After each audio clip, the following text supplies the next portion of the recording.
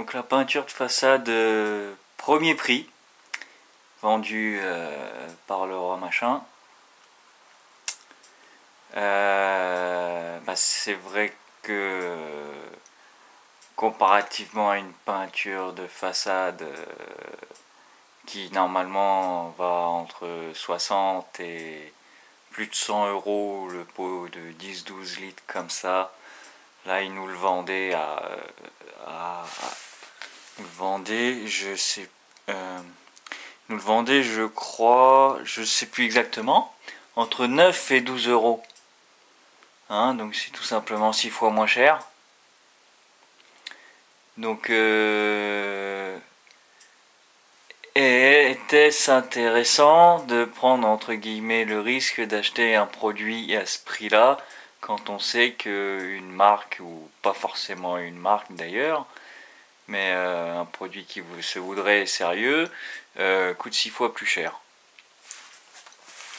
Eh bien, la réponse est plutôt carrément ouais. Ouais. Parce que déjà, quand on utilise ce genre de produit premier prix, déjà l'important, je pense, mais ça m'a aidé à ce que ça ne tourne pas cacahuète mon affaire, c'est de l'utiliser dans de bonnes conditions, donc en été, en laissant le temps de séchage nécessaire entre les deux couches. Déjà, ça c'était la moindre des choses, avec un bon pinceau. Un bon pinceau, c'était un rouleau, avec un bon rouleau pour bien l'appliquer. Et ça s'est bien passé, ma foi, ça s'est bien passé. Il nous le dit lui-même. Sec au toucher après 3 heures, oui, c'était pas nécessairement faux. Recouvrable après 10 heures, honnêtement, j'ai pas tenté. Hein.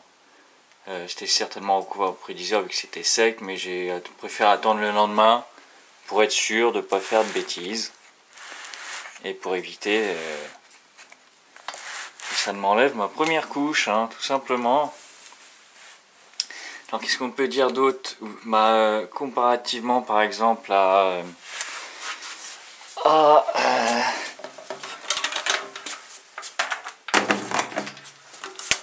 produit beaucoup plus cher.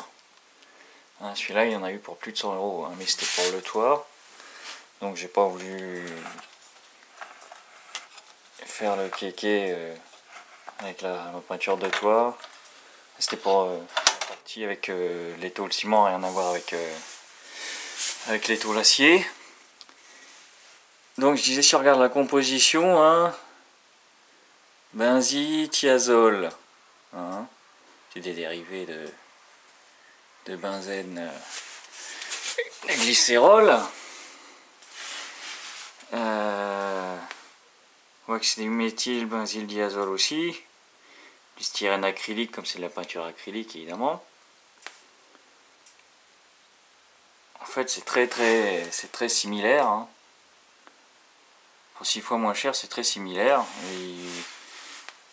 Et d'après ce qu'ils disent, hein, ce produit contient au maximum 5 grammes par litre de cove. Et le plus cher en dessous, lui, maximum 30 grammes par litre. Valeur limite UE pour ce produit A sur C, 40 grammes par litre. On a la même chose ici et apparemment il rejetterait moins de COV.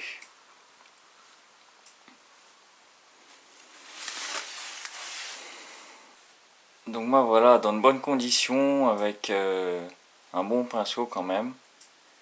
En prenant bien soin de bien l'agiter aussi. Bon, après c'est l'utilisation d'une peinture. Hein.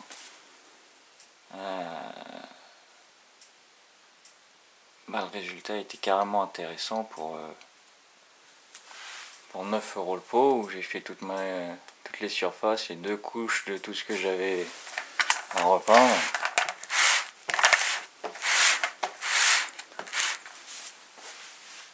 Pour 9 euros. À la base, j'avais rien à perdre puisque c'est un bâtiment qui est destiné à être refait complètement, donc au pire, c'était pas grave. Mais ouais, c'est pas mal. C'est pas mal. Ça évite de très grosses dépenses et et ça marche pas trop mal.